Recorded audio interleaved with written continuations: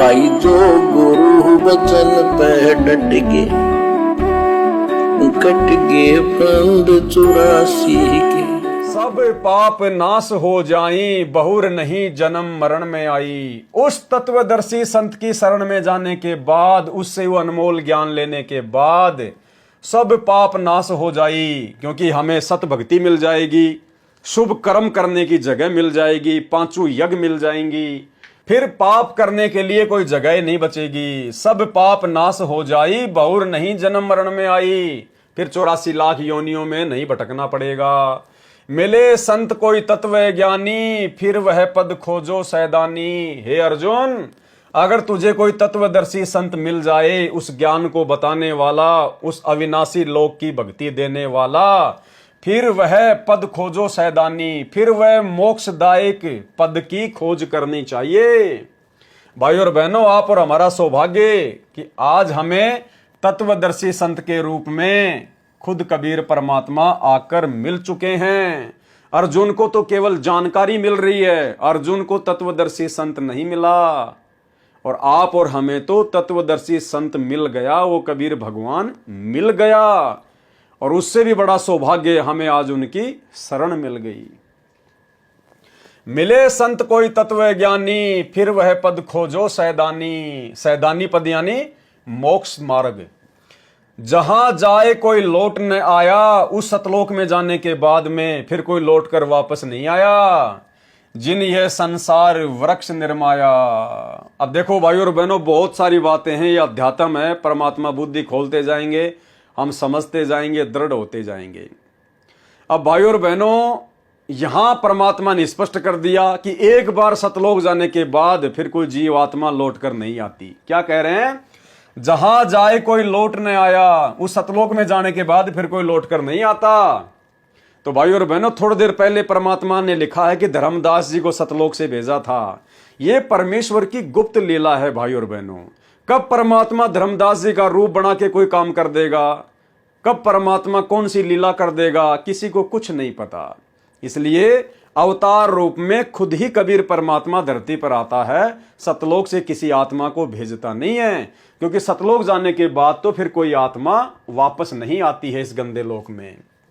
जहां जाए कोई लौट न आया, जिन ये संसार वृक्ष निर्माया। जिस कबीर परमात्मा ने इस संसार रूपी वृक्ष की रचना की है। अध्याय नंबर 15 श्लोक नंबर 1 से 4 का सारांश। अब अर्जुन लेहू विचारी। हे अर्जुन, अब इतनी बातें सुनने के बाद अब तू विचार कर ले।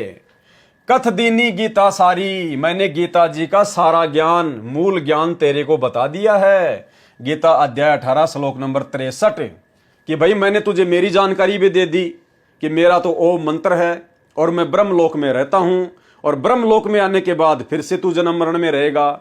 और मैंने तुझे गीता अध्याय 18 श्लोक 62 में बता दिया कि उस अविनाशी लोक में जाना है तो गीता अध्याय 4 श्लोक नंबर 34 के अनुसार किसी तत्वदर्शी संत की खोज कर ले, उसकी शरण में जाने के बाद फिर जन्म मरण समाप्त हो जाता है। तो अब काल ब्रह्म ने श्री कृष्ण रूप में अर्जुन के सामने ये बात रख दी कि भाई अर्जुन, अब तू खुद ही विचार कर ले, तेरे को मेरी शरण में रहकर जन्म मरण प्राप्त करना है या उस तत्वदर्शी संत की खोज करके तुझे सदा के लिए जन्म मरण से छुटकारा प्राप्त करना है। अब अर्जुन लेहू विचारी, कथ दीनी गीता सारी, मैंने सब कुछ बता दिया। गुप्त भेद बताया सारा, तू है मोकू आजिज प्यारा। हे अर्जुन, मैंने तेरे को गुप्त भेद बता दिया है, क्योंकि तू मेरा विशेष प्यारा है, तू मेरा प्रिय भगत है।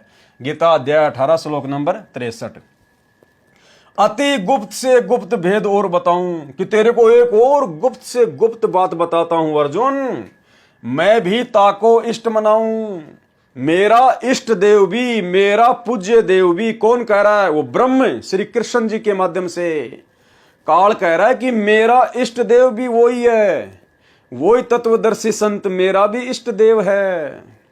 मैं तुझे अति गुप्त से गुप्त भेद बताता हूं, अति गुप्त से गुप्त भेद बताऊं, मैं भी ताको इष्ट मनाऊं। गीता अध्याय 18 श्लोक नंबर 64 का सारांश। और परमात्मा हमें मंगलाचरण के लास्ट में क्या कहते हैं? इंद्र कुबेर शरीर का, वरुण धर्म राय ध्यावे, सुमरत जीवन जी का मन इच्छा पल पावे।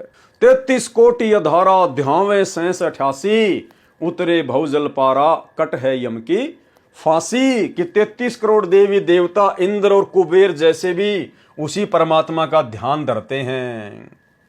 अति गुप्त से गुप्त भेद और बताऊं मैं भी ताको इष्ट मनाऊं।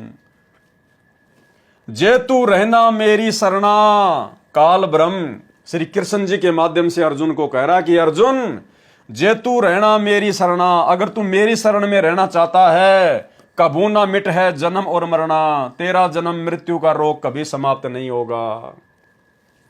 नमस्कार कर मोय सिर नाई, अगर मेरी शरण में रहना है तो मेरे को नमस्कार कर, मेरे पास रहेगा भाई। गीता अध्याय 18 श्लोक नंबर 65 में।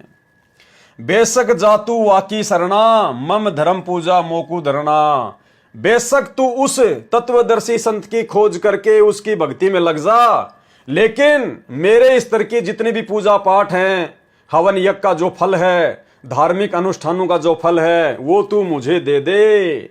बेशक जातू वाकी शरणा मम धर्म पूजा मोकू धरना, धरना यानी मेरे पास छोड़ दे।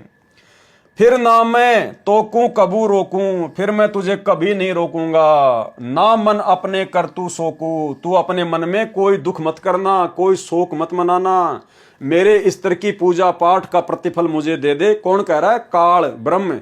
और बेशक तू तत्वदर्शी संत की शरण में चला जा। और अनेक श्लोक सुनाया, सुन जिंद एक प्रश्न उठाया।